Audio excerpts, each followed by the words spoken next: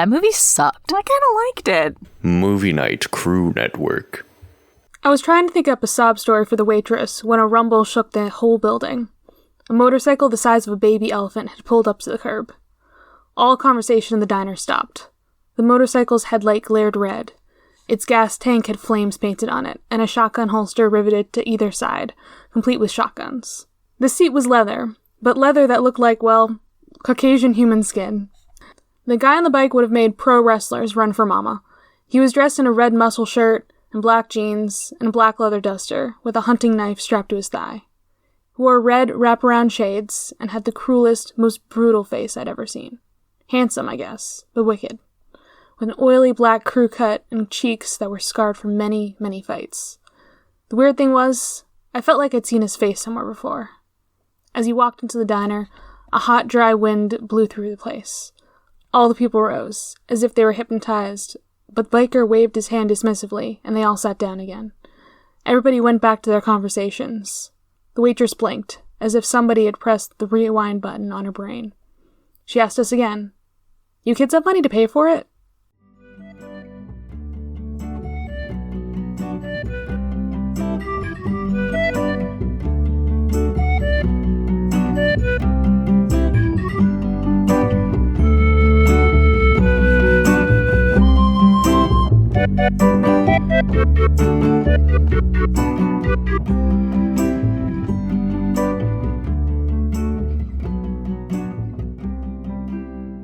Welcome to Of the Eldest Gods, where we discuss Rick Riordan's role as our godly parent. I'm Taylor from Cabin 6. And I'm Charlie from Cabin 13. Hey, Charlie. What is it, Taylor? You could say we made a rainbow connection in this chapter. I don't understand this reference, but apparently it's a reference. Kermit has a whole song about it. I don't care about the Muppets. I'm sorry. I've just alienated, all of our audience. Everybody in the world likes the Muppets except me. Yeah, everybody is now shunning you. I don't care. You just killed Kermit. I like Elmo, that's it. And he's, Muppet adjacent. Yeah, there's always the question about Sesame Street. I don't consider them Muppets because they're not, part of the Muppet group, you know? Yeah. There's a difference. They're cousins. So are the monsters in Avenue Q also cousins? Is that related to this cinematic universe? I mean, it's a spoof of Sesame Street. Oh, no. Then that's somewhere even distant. Those are cousins twice removed or something. Oh, okay, good. If it's a spoof, then it's different. Hey Charlie, we have exciting news to share. We do? What is it? Oh my goodness. As you heard on last episode, everyone, if you stayed till the end of the episode, thank you to the two of you that do, you would have heard that we are expanding the Movie Night Crew Network. Last week you got to hear about My Cabbages, our new Avatar: The Last Airbender podcast. This week we are announcing a brand new show, Content and Capable, hosted by our friend Sam. We love Sam. Sam is great. It is all about adulting and how people actually get shit done as adults. I'm excited. It drops on June 7th. We'll just add in that Sam has a beautiful Australian accent, which is always wonderful. You know what? I always remember the time difference, but then I forget that oh yeah, you also have an accent and your voice is different. Because I don't talk to him. It's just messaging. It's so different. You know? I don't hear his voice. Oh no, see, I've talked to him enough now that when I'm reading his messages, I hear it in his voice. Well, once I listen to the podcast and I guest to the podcast, I'm gonna be okay, now I will hear your voice every time you message me. But, yeah. I don't yet. yeah, so now we have 3 new creators on the network. We have Sam, then Zach and Alex bringing their show on. I think they're on season 2 of Atla, right? Yes, they are. Yeah, so you'll be jumping in with them. They're joining us. Sam will be coming out every Monday. They come out every other Wednesday. They come out the same time my other pod comes out, and it's so funny to me. It's fine. It's fine.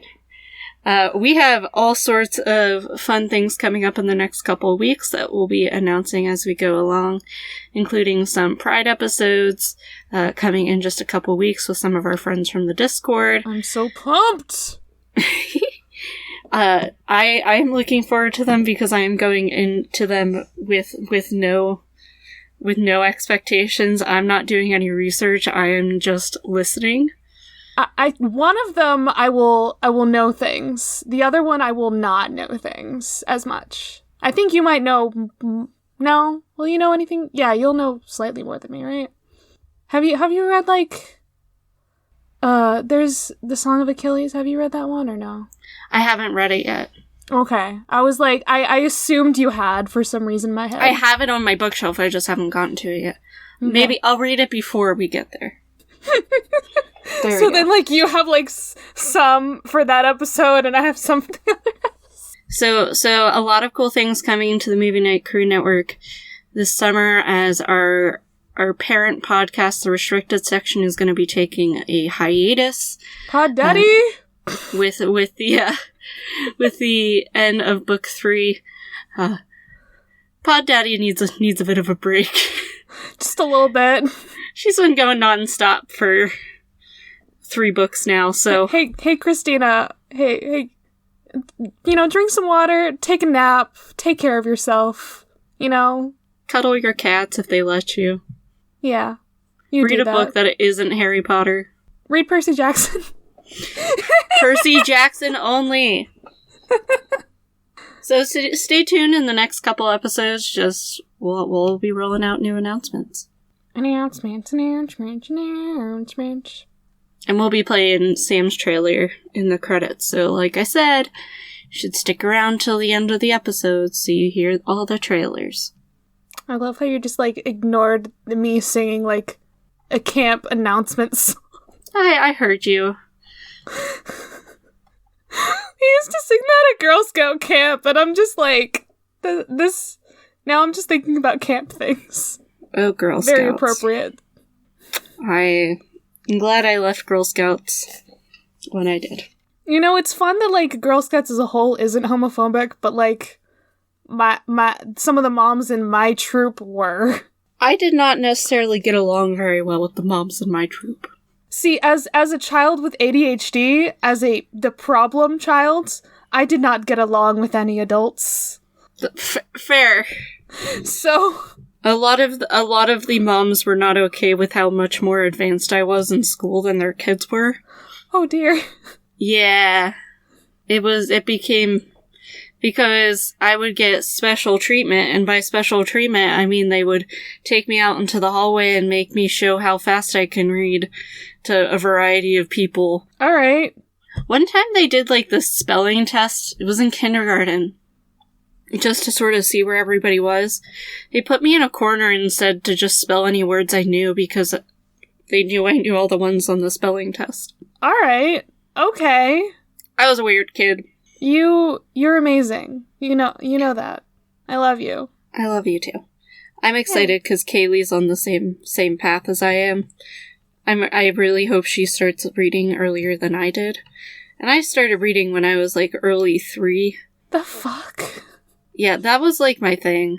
That and knowing the presidents when I was in kindergarten, that was my that still is my party trick. I can say the alphabet backwards. I also learned that in kindergarten. I'm just gonna leave now. Thanks, Grandma. My grandma taught me a lot. Okay. Taylor trying to be the coolest person in the room. Yeah, I am the coolest person in this room because it is a closet. And there is no other person in here. Okay, but do you not have some cool-ass clothes in there? My Rapunzel dress isn't in here right now. It's in the wash. Well, I guess then you are the coolest person in that room. Unfortunately. Yeah, I don't think any of my other clothing has people on it. I hope nobody hears my stomach rumbling on this episode. I was not hungry, so I did not eat yet, and now my stomach is rumbling. Naturally. Okay, now that we've gotten through all of the tangents, and, We have not yet gotten through all the tangents. That's fair, that's our entire brand. I have no idea if Editing Taylor keeps this shit in, but just, like, this is when we talk every week, so, you know. I mean, we text pretty constantly. But, like, this is face-to-face-ish interaction. Oh, what won our poll about Pan? Okay, I'm very happy about this. Y'all are smart. Y'all are... I love it. Like, I was upset the last time, but this time, y'all knew. So, the poll was, are all satyrs pansexual? And the answers were, well, duh, with, the hearts, like the pan flag. Nah, they gay, with the gay flag. And nah, they straight, with, like, a little, like, emoji that where it's, like, smiling but crying. And I was very happy about this. 9 out of 10 votes went with, well, duh. And then one person was like, nah, they straight. Who is that one person? I would like to argue that some of them are probably ace. I mean, okay, I want to Ace argue... representation! I want to argue that, but at the same time, I'm just like... Okay, so, like, these are, like, creatures that are, like, similar to Pan. Yeah, and we already... And like, as much as I want to be like, yes, ace rep, but also, they're... Pan... Them and Pan... We shouldn't even go down this road again. If for some reason you did not hear our warning in that episode about, what was it, the poodle one? Yeah. Just don't look at Pan's Wikipedia page unless you want to be scarred for life. And for the people who ignored us, we told you so. God, fucking Jish. And Sam. Ugh. Yeah. We did warn you. Ugh. Okay, now on to our new chapter. A god buys us cheeseburgers. I mean, I feel like the chapter title summarizes it pretty well, but I guess I will do my job. We have to go to the car wash and use the magical powers of Iris to call Chiron, but it's Luke. Percy tells Luke everything. Also, apparently the Trojan War is happening again. Who got kidnapped this time? Kids show up at a diner and plan on begging for food. Thankfully, the god of war decides to show up. I prefer to call him the god of angst. This leads Percy and Annabeth to go on an exciting date on the thrill ride of love and to almost willingly die. The Red Baron saves the day again. Turns out Aphrodite and Ares were avoiding the embarrassment of Hephaestus TV. Better luck next time, H. I want to scream about the Trojan War things. I know that's your part, but I want to scream about it. Okay. Was there something else I had to say? Okay. Where the fuck are we, and why the fuck are we? So, both. We'll go where? We are in Denver, Colorado. It is the capital of Colorado, and the most populous city of Colorado. It is up in the Rocky Mountains, is the 19th most populous city in the United States, and the 5th most populous state capital. So many things. Some people might know it by its nickname, the Mile High City. That freaks me out, I'm not gonna lie. To know I'm that high up, even though I know, like, it's fine. But exactly 1 mile above sea level? Like, okay. It isn't even just them being clever with it, it is exactly 1 mile above sea level. See, I have a quip for this. Because, like, you know, if you're in Denver, are you immediately in the Mile High Club? Like, then... See, I was going weed with it. Of course. Yes, because I'm a big stoner. You can hear it in my voice. It was a gold mining town, just like everything west of the Mississippi. And it's actually named after a Kansas governor. Because, yeah, territories were weird back then, and I guess technically Denver would have been in the Kansas territory. But obviously a lot of stuff got thrown away that was necessarily Native American territory, specifically the Cheyenne and Arapaho. So that's sucky, but that's also the story of the United States. Fuck the people who lived here. It was also originally Denver City. It wasn't until 1881 that it became Denver. So that's interesting to me. You might know it for its football team, the Denver Broncos. So it is in this urban corridor, and it's like right between the Rocky Mountains to the west and then the plains to the east. So weather can get really weird when you think of rain shadow and shit. As you might guess, it was traditionally pretty white. What? But no way. Yeah, I know, right? But as time has passed, it went from 97% white in 1940 to 68.9%, and only half of that is non-Hispanics. So that is interesting to me. And then the black population went up and then decreased. So I don't know. It's a very weird makeup of the city itself. I would have expected it, to be honest, to still be a little more white, just knowing where it's located. But alas. And the second most language spoken as the language spoken at home. So Spanish is always like the next one. But Vietnamese is the next one, which I also find interesting. Yeah, interesting. So, also, I've never been to the Denver airport, but I've heard, like, weird horror stories about the Denver airport.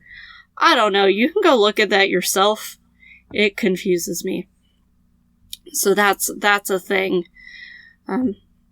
Yeah, so you can also, like, go see the Denver Nuggets for basketball, and the Colorado Rockies for MLB, the Colorado Avalanche for the NHL, Colorado Rapids for soccer. They've got it all. That's just Denver. That's where we are. We be in the mountains. The other big thing, the why the fuck are we, is we hear mention of the Trojan War. I am not going into the Trojan War is largely believed to be mythological. Maybe we'll do that in a bonus episode.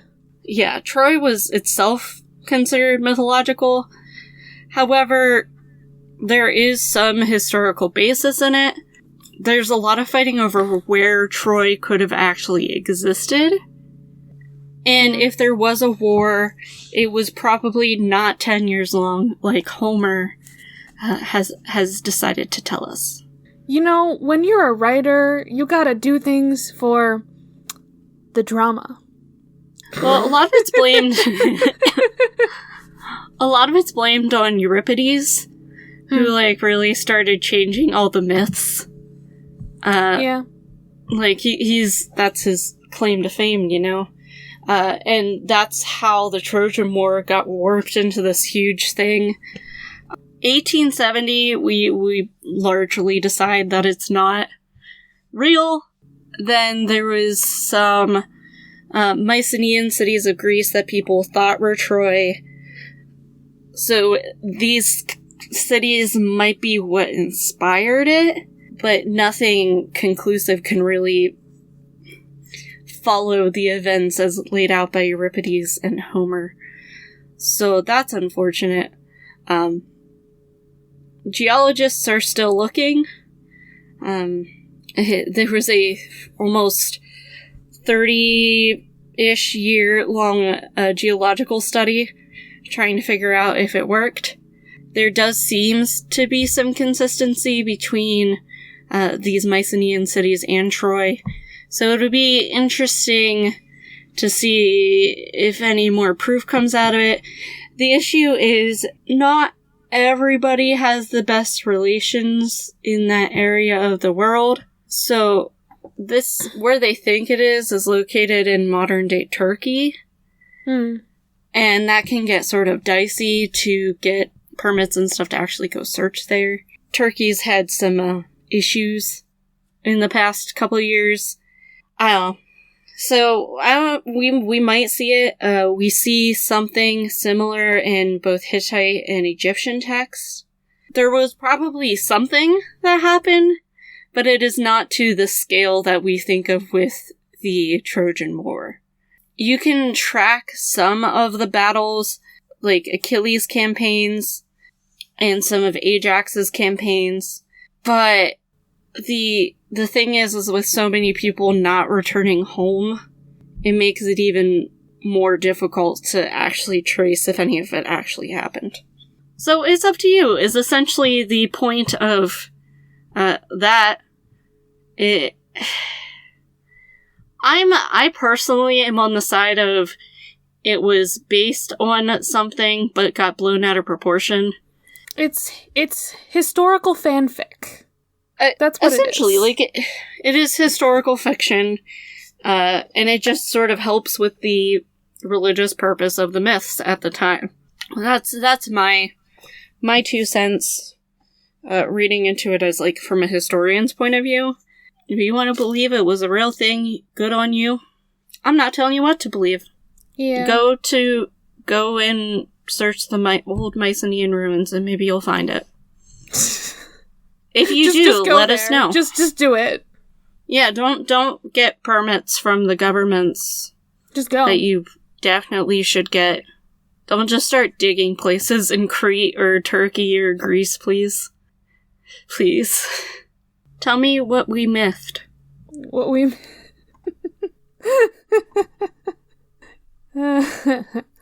Okay. I'm smiling too much right now. I need to not be happy. Okay. Think about crying puppies. But the way you said that makes me want to laugh.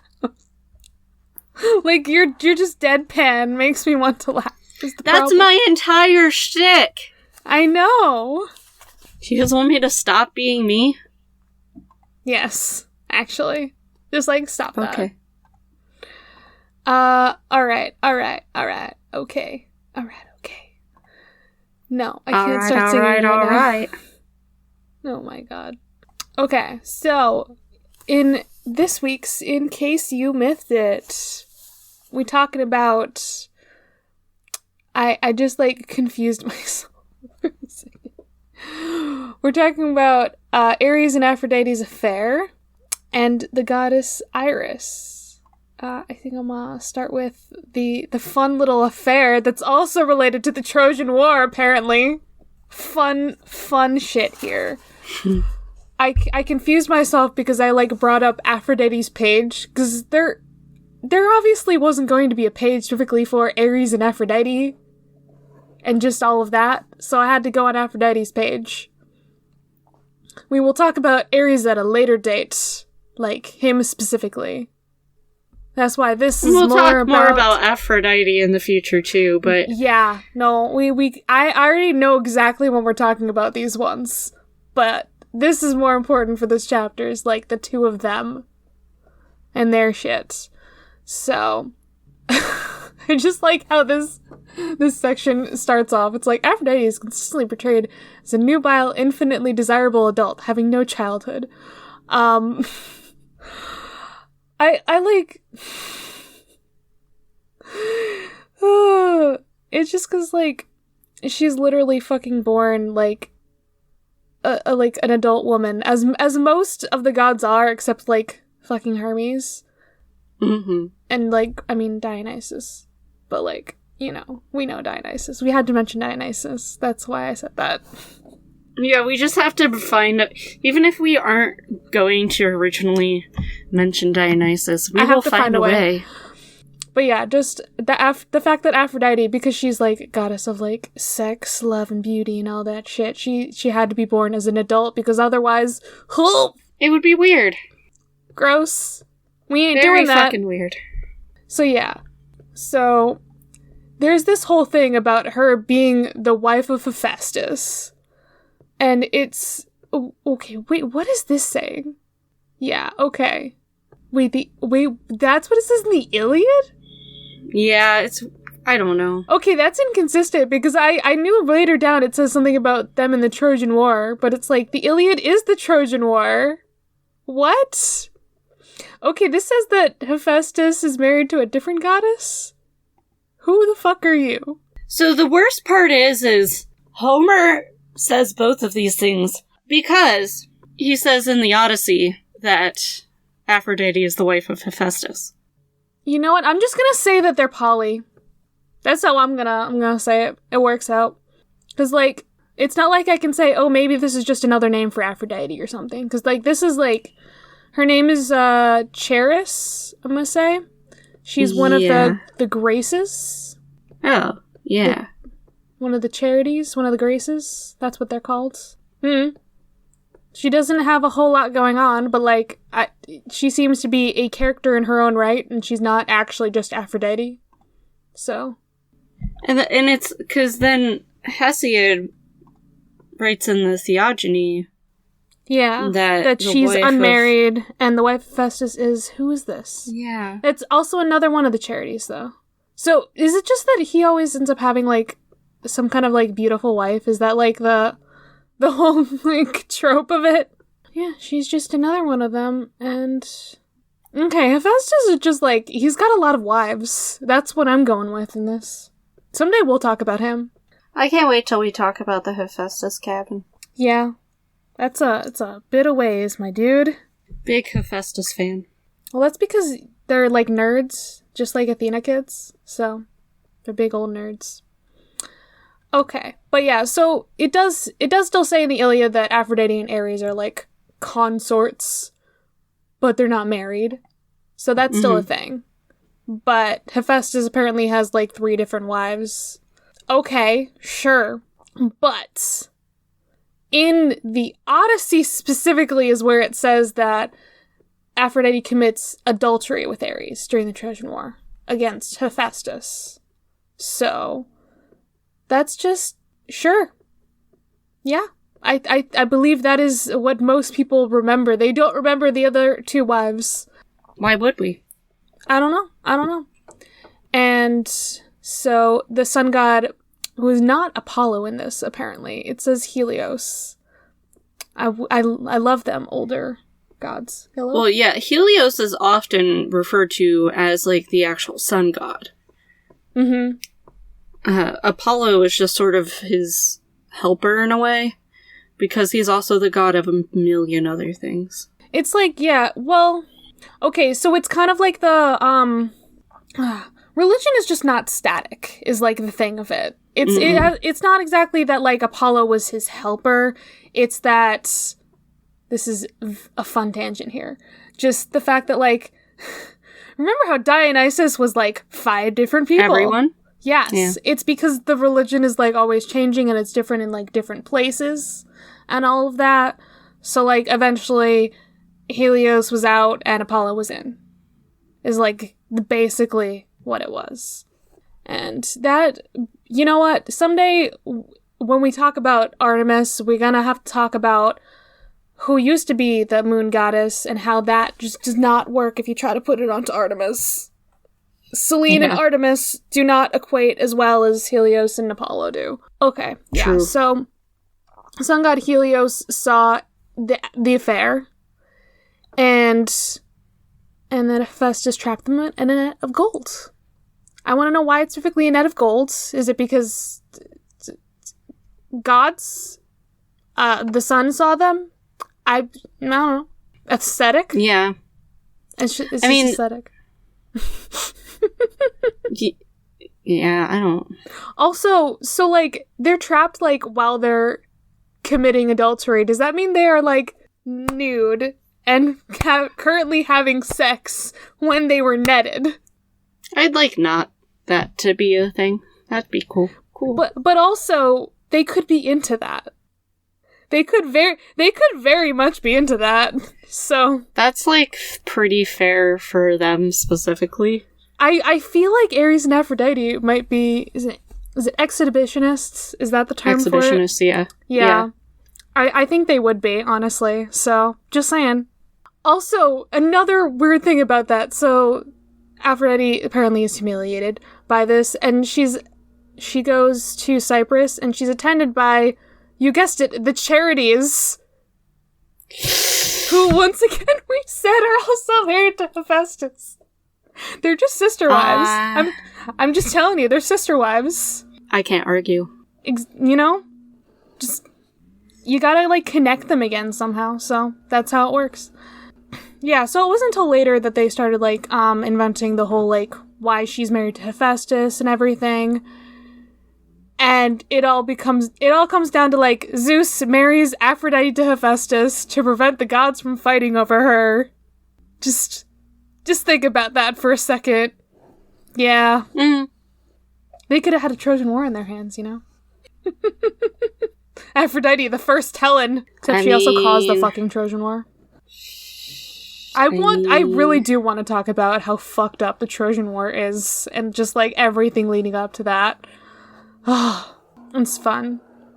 It's not fun to read, but it's fun to talk about. Everything leading after it is also fucked up. Yeah, it's just a lot of story there. Oh, okay. I didn't realize that. Okay, I did not realize there's another version of this myth that is related. So there's Hephaestus wanted to marry Aphrodite, and he traps Hera in a golden throne. Oh, yeah. I didn't know her. I knew about her in the golden throne. I didn't know that was related to this. So. It makes sense. Yeah. I don't know. That's all I got. I think it's just their whole thing is weird. It's a weird dynamic there, I guess, because he's always described as like, oh, he's like so ugly, and yeah, and she's gorgeous, and it's a whole thing. And like they're not in love. If they were in love, I would be like, yes, I support that. I love it. But they're not. It's like, And the fact that, like, love and war, I do like that part of it, though. Yeah. Like, the whole, like, love and war aspect of, like, them, like, fucking all the time. Me too. Did you shake your head? Yeah, no. No, I mean, like, symbolically, like, the love and war thing. Yeah. That's what I mean. I knew what you meant. I was just being a smartass, which is different from never. That is who you are as a person. You are a smartass. All right, on to happier things. Let's talk about Iris, the god of the gays. The god of the rainbow? Yes. We love her. Personification of the rainbow and another messenger of the gods, because usually that's also Hermes' thing. We got two of them. I love it. Oh, does she have, like, only one set of parents? Is this the first time we only have, like, one correct set of parents and that's it? Seems like it might be. Can I pronounce them? We got Thalamus and Electra. Yeah. Not that Electra you're thinking of. Different one. Yeah, I think that's... Yeah. Yeah, I think that's it. What is he? Okay, he's a sea god and she's an oceanid. I wonder if she knows Doris. You're... Oh, Doris. I just love that. It's just... I'm still obsessed. Okay? Anyway, yeah. So, okay. First... So, during the Titanomachy, I can say that, she was the messenger of the gods, and her twin? Oh, wait, when she has a twin? This is news. This is news to me. Okay. Her twin betrayed the Olympians and became the messenger of the Titans. I have never heard of this one, and she is a very small page. Arche. Yeah? Is that how you say that? I'm gonna say Arche. That's what I was reading it as. Oh, and when the Olympians won, they, like, took off her wings and cast her into the pit. Holy shit! Oh She boy. shouldn't have. Oh boy. And her wings were given as a gift to Peleus and Thetis on their wedding day. There's that Trojan War connection. We got it. Because their wedding day is the day that the whole Apple of Discord thing happened. Fun shit. Yay! oh, that just makes me very sad. Okay. I'm just thinking about how horrific that is. Just like, your wings are ripped off, like, your oh, this part's gonna be really happy, and then it was like, nah. No, well, that's because I was thinking about Iris and our, like, just wonderful, like, rainbow goddess. I did not realize that she had, like, an emo sister. Unfortunately. She does also have other siblings. I should have just looked at the siblings first. Oh, can I say those? Okay. A yellow? Alo? She's a harpy. She abducts and tortures people on their way to Tartarus. So that means she would have tortured her other sister on the way down. Fun. Yay! Are they all just harpies? Okay, this one, Silino, has, like, there's 5 different versions, at least. I don't know. She might also be a harpy. Yeah. Yeah, I would go with a harpy. Yeah. I think all 3 of the other ones are harpies. We got... Yeah, they're all 3. It was the 2 rainbows and then 3 harpies. And the last one is... Nope. Akapiti? Akapiti? Asapiti? Yeah. I like that her name means Swiftwing. It makes me think of Swiftwind from She-Ra. Okay. Naturally. Listen, what do you think I'm going to be watching, like, in the next couple days? It's gonna be She-Ra. Anyway. And she's married to Zephyrus, the West Wind. We love. Zephyrus is an interesting guy. Maybe we'll talk about him later. He's got some drama going on there. I always just liked his name. Yeah. I don't know. It sounds very appealing to me. So Iris also serves nectar to the gods. Fun stuff. And I do like that. So her symbol is also the Caduceus, which is like Hermes' is like staff. So let's not go back to that. Why not? Because I already ranted about it. We'll talk about it more like in myth detail someday. But like, yeah, it's a staff. It's winged and it's got 2 snakes on it. And I think it's interesting that like she's got it too. I guess because like usually it's like a symbol of like, or at least in modern times, it's like a symbol of healing and shit. I was trying to think of words. Yeah. But like in this, it's like a symbol of messengers, I guess. I mean, sure, it works. That makes sense. This is where it originated. The modern culture is not what we're talking about. Ooh, wait. Okay, why is there's a specific description of like what Iris's wings looked like versus Arce's? Because Iris has golden wings and Arce has iridescent ones. And her wings, the ones that got cut off. I'm like emo about Arce now. It's fine. Is she only the messenger? Let's see. Divine Messenger in the Iliad as well. She does not appear in the Odyssey. Instead, we get Hermes. I do like Hermes. Hermes is a fun one. And she also appears in the Aeneid as an agent of Juno, who is Hera. But Roman. Hera, but make it Roman. And Ovid mentions her too. Yeah. Or Ovid. Ovid. Our fun bud. Ovid. Oh, Ovid. I'm doing the thing again where I'm just like looking at things and then I'm just like getting very distracted. ADHD, y'all. It's so fun. Other myths or any fun myths here? Okay, so she's like kind of involved in like she was a messenger during the whole Apollo and Artemis birth. She kind of helped the Argonauts and oh, what? I don't know if I like that. Which thing? The Heracles thing?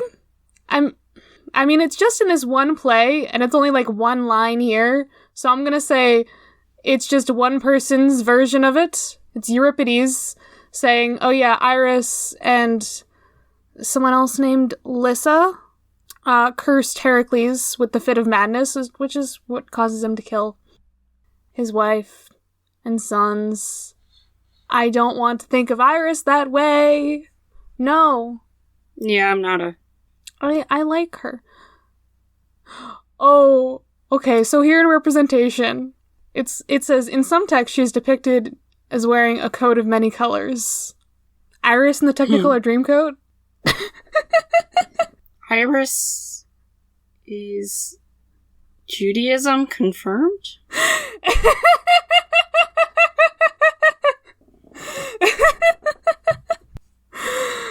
That's what I got out of this conversation. You're welcome. We did it. We figured it out. Yeah, no, she's like very simple. She's just like a pretty lady. She's got wings. She delivers messages, and she has an emo sister. Love it. I'm just, I'm broken. Okay, let's talk about the chapter. Yeah. It only takes one line to break me, and it's like, her wings were broken off, and she was thrown into a pit. Sorry, Eurydice. Are you, what?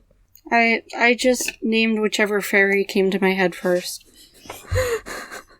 I'm glad we were on the same page, because I was definitely thinking of Disney fairies.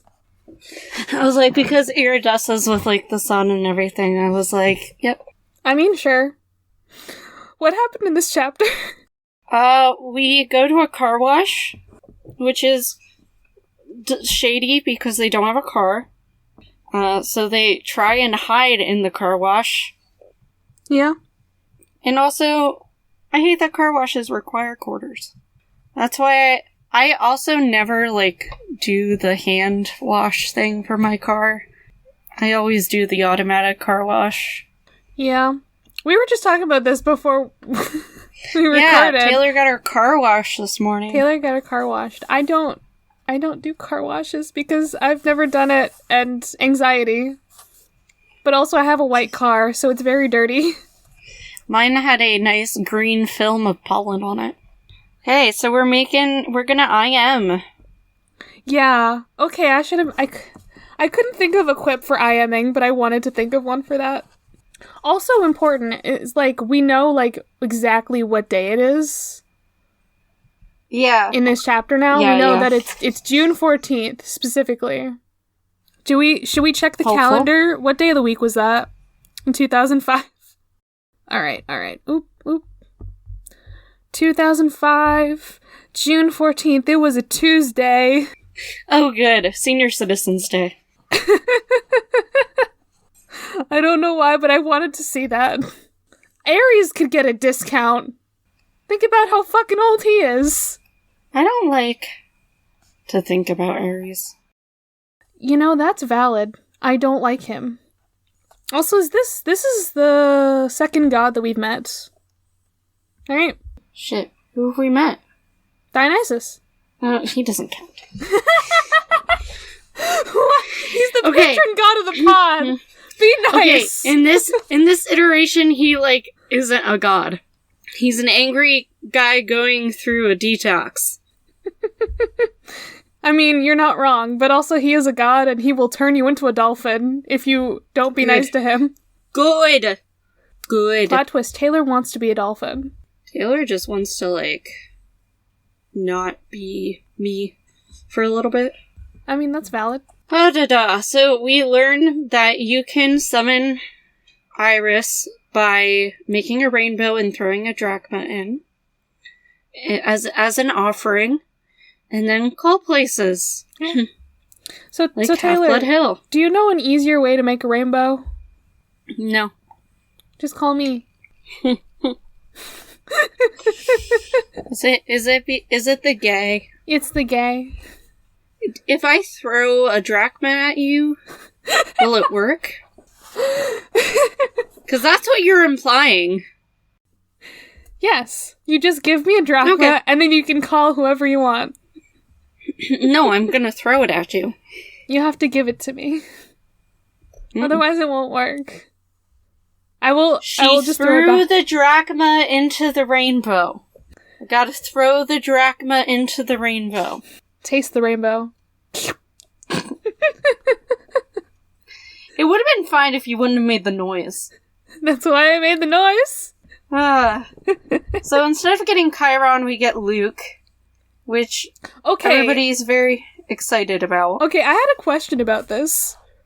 Yes. I mean, I believe in later books they can just, like, say the person's name. Yeah. I want to know why they just said Half-Blood Hill. Because I don't think Rick had thought that out. I mean, it's probably also, like, plot reasons. So it could accidentally be Luke instead. Yeah. Luke's more likely to tell them details than Chiron is. But also, like, Luke is more likely to be honest about what's going on than... What did they want to talk to Chiron about in the first place? They just wanted to say... I think it was just to check in. Yeah, I don't know. Talk with the river spirit. I don't know. Because that was, like, a weird I feel side like... quest. So they probably wanted to ask Chiron, hey, what do you think she wants? That's probably what it was, but they didn't actually end up getting answers about that at all, so... Nope. It's fine. So, we find out that the campers are in a fight. Yep. Lining up on the sides of the Trojan War. No, I forgot to mention... I forgot to mention a joke. That, they set the knob to fine mist. And I'm just thinking of the mist. That mist be fine. That mist be fine. Okay, continue. Trojan War. We gotta, be nice to the mist, so it's nice to us. She fine. So, Annabeth and Grover have to go deal with this loud-ass guy, and while they're doing that, Luke lets us know that, Zeus and Poseidon standoff is a thing. Well, also, Annabeth is, like, freaking out. She's also freaking out because Luke, isn't she? Yeah, no, she stammered on the page before, and you can tell, like, if she would have stayed, nothing would have been accomplished. Yeah, so, like, she left, and she took Grover with her, and then Percy just had a chat with Luke. Okay, so, like, so this whole thing about it's just like the Trojan War all over again. This gonna make me just like, that's not correct, gal. That's not how the Trojan War went. Just so y'all know. Those are not the sides the gods were on. So, Poseidon and, Athena were on the same fucking side. For once. They were both on the side of the Achaeans. And Zeus was just neutral. Yeah, Zeus is just, I'm here. Zeus did not want to deal with that shit.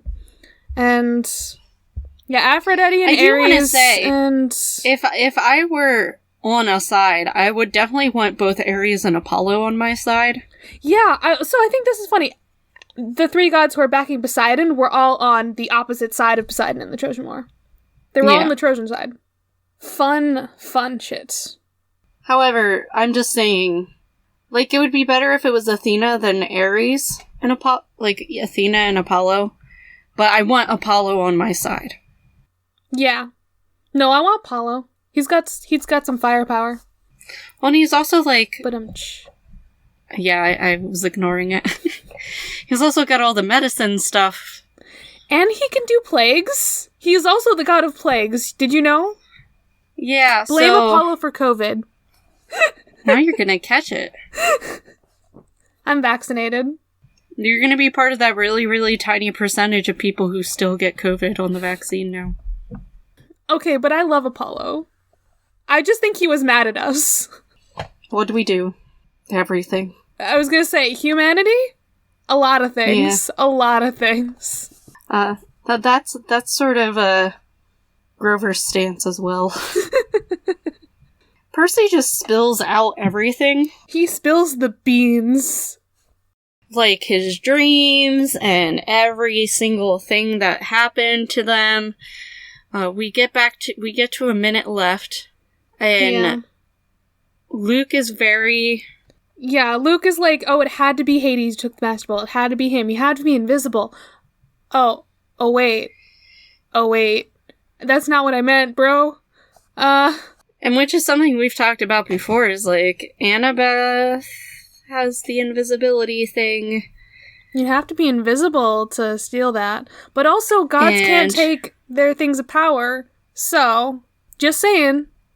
And Athena's backing Zeus, so like, she's just trying to stir stuff up, maybe. I don't know. Somebody's stirring shit up.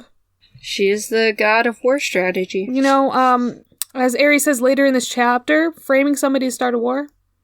Oldest trick in the book. Luke is very, like, adamant about Percy wearing the shoes. Well, he gave him a gift, you know? He's like, hey, I got you this gift. Is it working well? I hope it's good. Yeah, they fit perfectly. Yeah, and he's such a big brother figure, he doesn't want to disappoint him. Yeah. Percy just straight up lying, like, nope. Great, they're perfect. They're wonderful.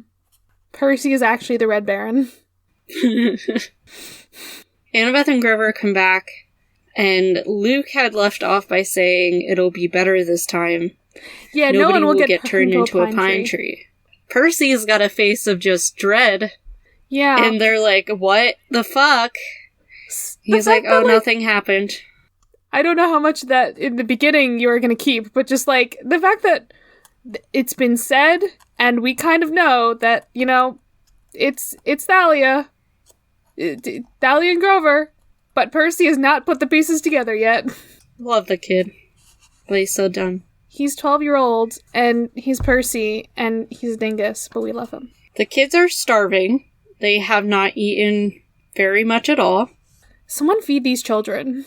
So they go to the diner, and they're, like, totally ready to beg when we get this lovely motorcyclist. God, just... with the Caucasian human skin leather. Okay, I almost did not get through the reading of this. Just, there's so many things about the description of Ares. Okay, how did this get past his editor? But like, and shotgun holster riveted to either side complete with shotguns.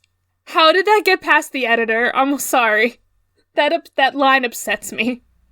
Just the way he said, like, shotgun holster and shotguns. It's just, like... Yeah. It's just very stupid, and I don't think that's how you write. We've come across a few of those so far, where it's like...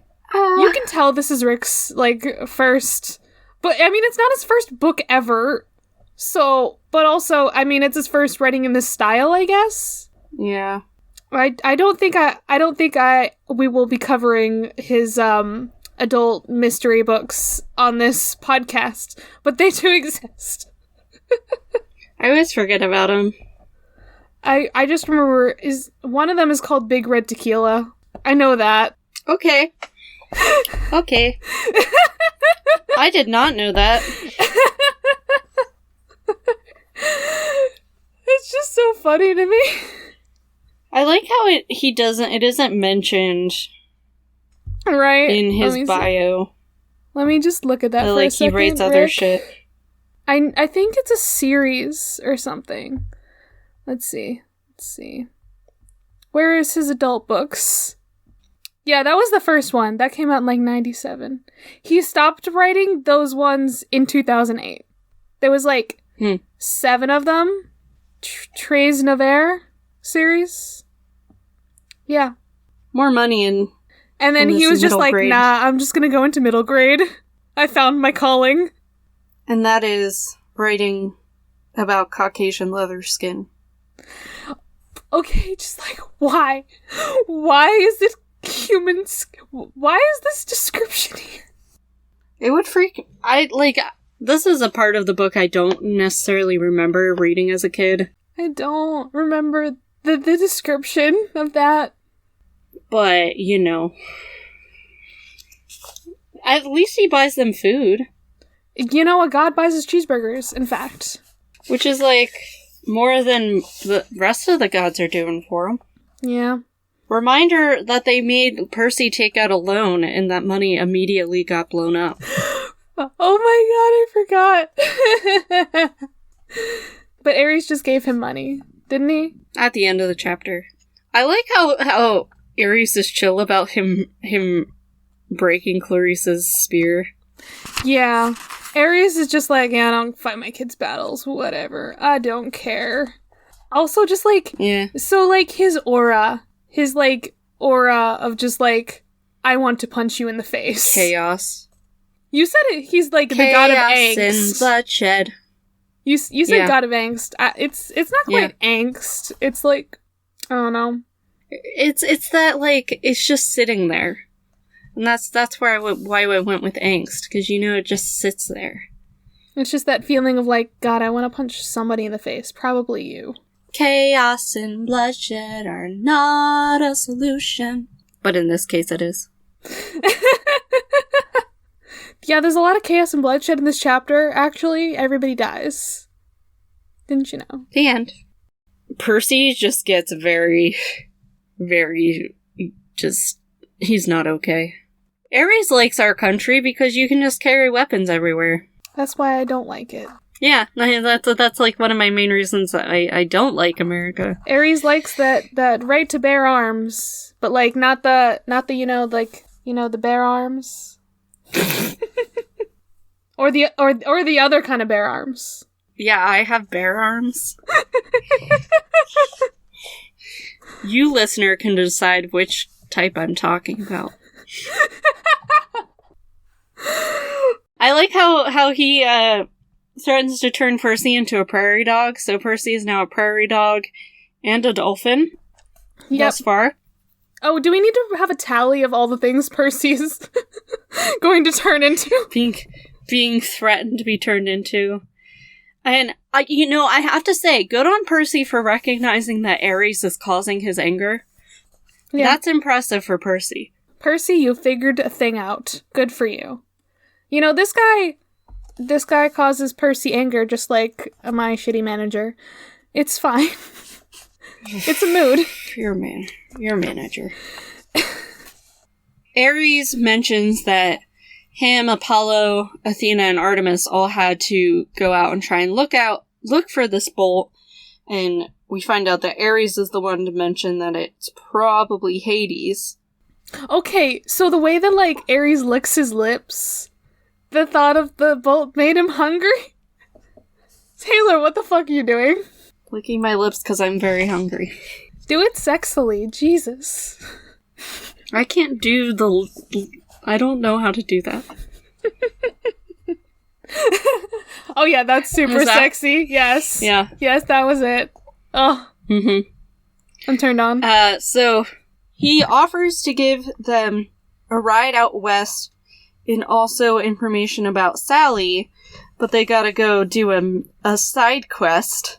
We gotta have a side quest, always. So they have to go do this, and Percy just wants to just not go do it. And Grover's like, yeah, you got to. You got to. I like how the way that, like, Ares describes, like, it was a date with my girlfriend. Like, I was on a date.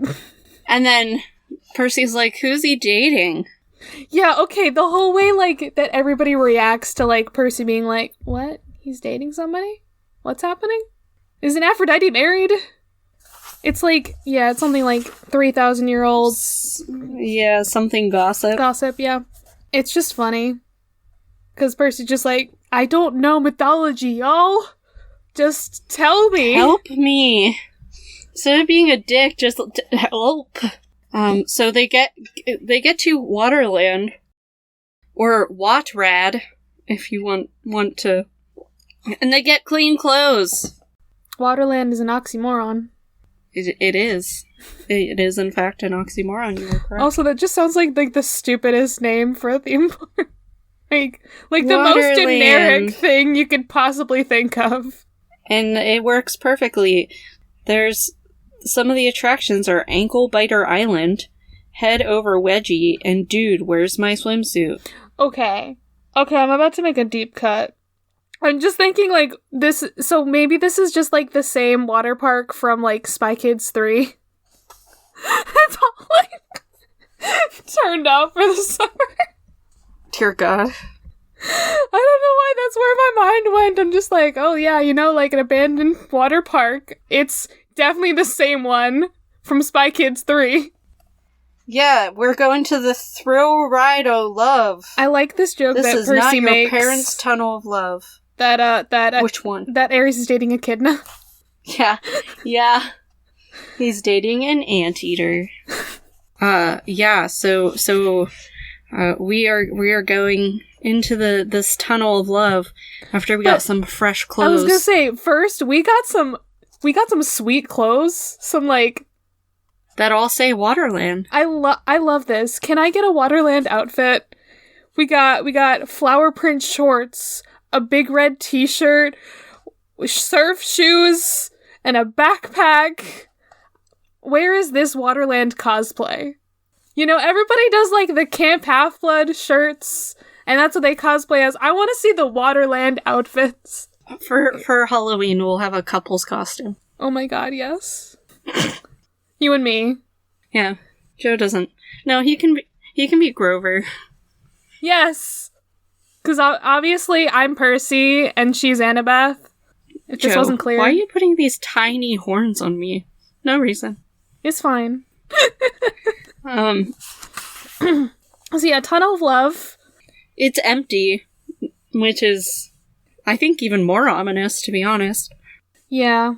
And Annabeth's all like, oh, there's a Greek letter. I wonder what that means. Annabeth, you're smarter than this.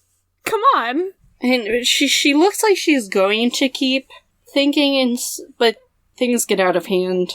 Yeah. And so this is when they go into the Tunnel of Love, and, like, Annabeth makes things complicated. Because she's like, me to go with you into the thrill ride of love? How embarrassing is that? He's just like, that's not what I was thinking of. I was thinking, let's get this shit over with, dude. Annabeth. Yeah, just get the shield and go. It's just... I feel like this is very much 12-year-old boy, 12-year-old girl, where she's like, oh no, but we could be seen together. Oh no. And he's like, well, yeah, they're about to really get seen together. And he's like, I don't care. I want to get this over with. So then we see that another Ada on the boat.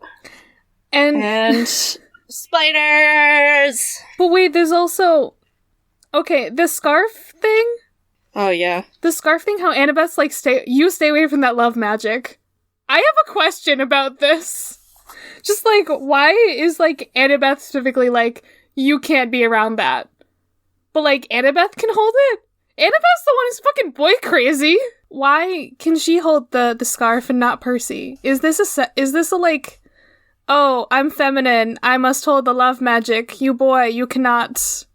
What is this happening here? I feel like she's so adamant that she wouldn't fall in love with Percy.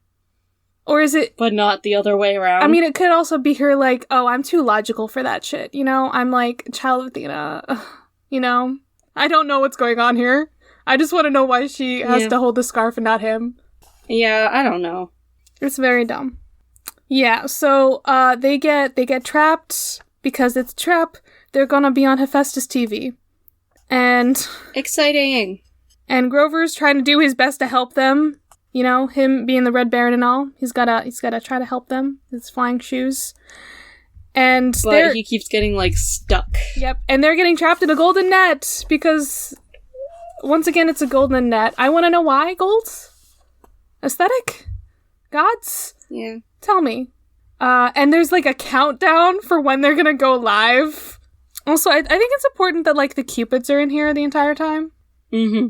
I was like... Cupid is the Roman form of Eros. Eros. Our good bud. Who is the son. Sometimes the son of Aphrodite. God. Yeah. Taylor... I want to do a bonus episode where we just talk about the Eros and Psyche myth and compare it to Beauty and the Beast and Cinderella, because I can't tell which one it is. It's both. Okay. I love Eros so much. Not as much Cupid. I mean, that's because we associate Cupid with, like, the annoying cherubs, which he is not a cherub. That is, in fact, a Christian thing. Correct. So, yeah. So... Yeah, so they're about to be caught. to get all the spiders. Yeah, there are spiders. Annabeth has arachnophobia. Annabeth is screaming. Annabeth has arachnophobia. Leave her alone. She's allowed to have a weakness. Like, full-on scream. He says she was screaming her head off. Okay, this is how like, that's I would how react. bad it is. I'm just saying, this is how I would be in this situation. I would be like, okay, I would not be able to think straight. I mean, I can't think straight anyway, but I would not be able to, like, pull myself together. I'd be like, how the fuck are we getting out of this? There are spiders. Get them away from me. So the Cupid cams were live. Yeah. And right as the spiders are being washed away by the exploded pipes from Percy's tummy. Yeah. His tummy tugs. His tummy tugs? That's what it is. I don't know why. So that just made me think of, like, in, like, the Spider-Man movies, the MCU ones, they call it the Peter Tingle. Yeah. Instead of the Spidey sense, they call it the Peter Tingle. This is the Percy Tingle.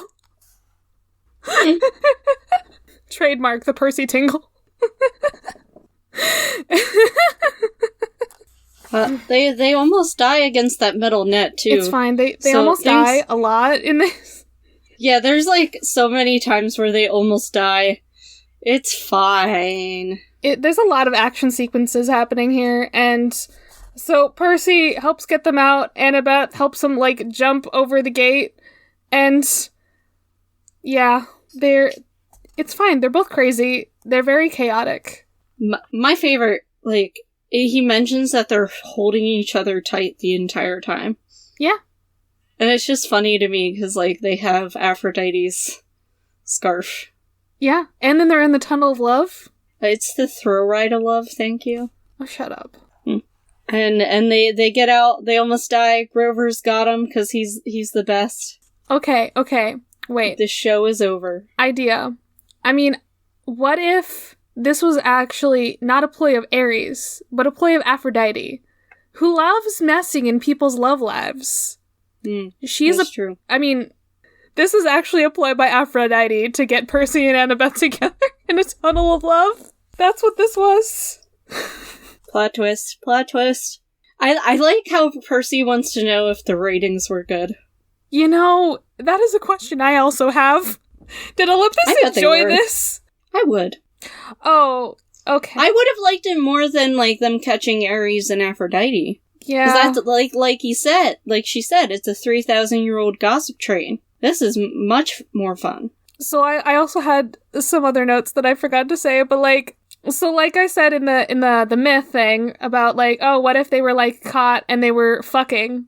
Do you think Ares and Aphrodite were fucking in that thrill ride of love? Oh, shit. I wouldn't put it past them. Sorry, Annabeth and Percy, you were just rolling around in God's sex juice. Oh, please don't say this. I don't like that. Too late. I'm only here to support you. Why? Why do you have to support me? I thought that was my job. Fine. I also... Do a plug. Okay. Oh, what do you have to do? Oh, no, I was just gonna say, the way to solve this whole stupid Ares, Aphrodite, Hephaestus thing is the three of them just need to fuck. That's it. That's all it. Three of them together? Yes. The solution to any like, love triangle is just poly. Okay. And also, they're fucking gods, and Hephaestus already has, like, 5 wives, so... Yeah. You know, whatever. I don't know why there's a problem. It is what it is, man. Do you have a plug? I am going to plug Lore Olympus today. Ooh. Which is on Webtoons. Charlie is not going to be a fan because it's not very kind to Apollo as a character. I love Apollo. But the writing is so good. I like the concept. Yeah, it's a retelling of Persephone and Hades. And a bunch of other myths get thrown in there too. But the art style and everything, and just this mix of the classic meets modern technology in some ways. And I don't know, Hades is great in it. Which is why I'm surprised you don't like it, because Hades is wonderful in it. Because Apollo. Because I was told Apollo was made to be the villain, and that makes me very sad. Oh, he is the villain. Leto actually just got introduced. You know what? You can do this in a bonus ep and just bring somebody else on for it. Yeah, so that is what I'm gonna plug. It's on Webtoons. She's actually publishing a book with like a certain amount of chapters in it. So you can have the physical chapters, but the artwork is just so good. Good shit. What is my plug? I'm gonna plug I had like 4 things written down because like I just keep watching things. I'm gonna plug the Apple TV Plus show Dickinson. It's very good. It's very gay. It's super fucking gay.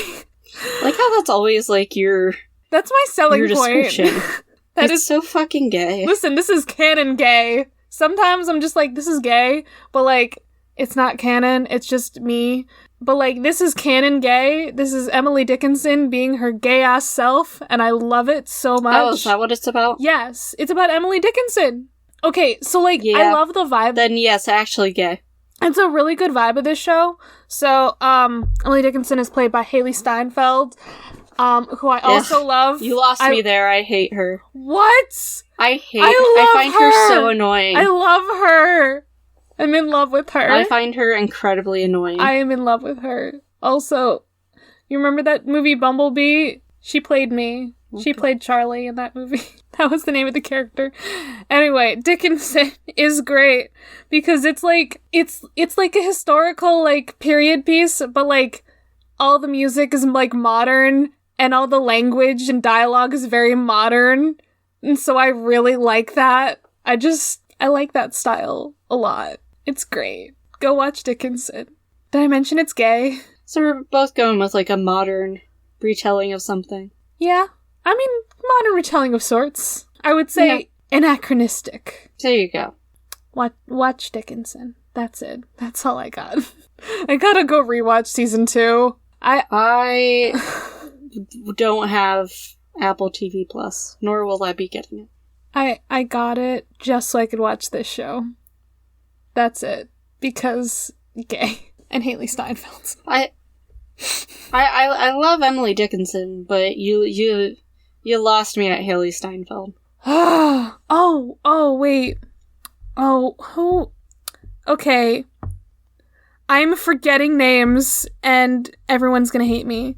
Somebody else is in it, and it's a person everybody likes, and I can't remember names. John Mulaney is in it. He's in an episode. John Mulaney's in it? He's in for an episode. He plays, Thoreau. Henry David Thoreau. Love John Mulaney. I think my favorite thing in the show might actually be, like, Louisa May Alcott. When they have an episode where Emily Dickinson meets the author of Little Women. And I just love her. She's weird as fuck. They go on a jog together. Okay. In their, like, big poofy dresses, they just go on a jog. And it's so weird. Are you gonna avoid telling me that fucking Wiz Khalifa's in it? Oh, yeah. I forgot. Yes, he plays Death. Yeah, what? Okay, this show is so fucking weird. Like, Emily is honestly kind of high in this show. I don't know what's real and what's fake, but it's very good. I want to watch it for just a few of those things, but A, Apple, B, Haley Steinfeld. Your second thing is not valid. Your first one is valid. I genuinely don't like her as an actress or a singer. She doesn't sing in it, though. That's fine. I don't like her singing. That was just a thing about her. It's just the acting. I just don't like her. It's fine. You're mean. Guess what? She plays Spider-Gwen in Into the Spider-Verse. Yeah, I don't have to see her face, though, so it's fine. Also, I'm in love with Spider-Gwen.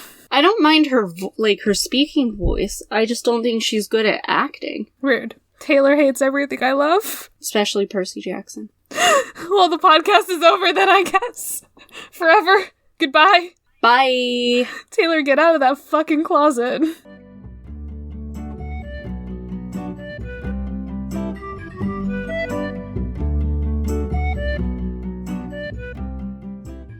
As you heard at the top of the show, we are bringing on an entirely new show from our friend Sam called Content and Capable. We will be following him on his journey to figure out what it means to adult by interviewing a wide variety of guests on a wide variety of topics. Here's the trailer. Hi, my name is Sam, and I've recently become an adult, but let's be honest, I have no idea what the fuck I'm doing. Like, can I still enjoy the kiddie rides at theme parks? And how do I look important and feel relaxed while travelling? Join me as I ask people how they are content with their life and feel capable as a functioning adult in society. Each Monday, myself and a guest will chat about a topic they feel passionate about and our adventures and struggles of being an adult in the real world. You can follow the podcast socials at Of the Eldest Gods Pod on Instagram and at Of the Eldest Gods on Twitter. You can send an iris message to us through oftheeldestgodspod@gmail.com. You can follow me, Taylor, at Taylor from Cabin 6 on Instagram, and Historical Femme, spelled Femme, on Twitter. Catch me on episodes of the Restricted Section, Hell from Elsewhere, and True Stories of a Tryhard. You can follow me, Charlie, at GreenPixie12 on most platforms, mainly Instagram and Tumblr. But on Twitter, I'm at GreenPixie123, which I'm not salty about. No, not at all. I also have an art Instagram that I sometimes use at GreenPixieDraws. I sometimes do the YouTube thing on my channel, Charlie Mack. That's MACK. And I also have another podcast called Fandom's Gone Wrong, where my mom and I talk about movies, TV shows, books, and whatever other fandoms we enjoy. You can find that on all the major podcasting apps. Our music was written by Nora Strauss-Riggs and recorded and edited by Ian Emmerich. You can find Nora at Kane_I, that's I as in the body part, on Instagram and Twitter. Feel free to message her about making music for your project or editing your pod. She's the host of Siblings and Fandoms, where Nora and her sister Maddie talk about fandoms they're part of, ones they're not, and everything in between. She is also the host of Modern Musical Origin, which is an informative show delving into the history of different instruments and styles of music. You can find both of those pods on all the major podcasting apps. We are proud to be a part of the Movie Night Crew Network, which features the Restricted Section, a chapter-by-chapter Harry Potter pod with lots of spoilers all the time, and the Movie Night Crew. Join some friends as they react to some terrible, some meh, and some really great movies. And My Cabbages, an Avatar podcast that follows the true hero of the Avatar The Last Airbender series, the Cabbage Cart Guy. Of the Eldest Gods is based on the series by Rick Riordan. Right now, we are discussing Percy Jackson and the Olympians. Remember to follow us on your favorite podcatcher and meet us back here every Thursday.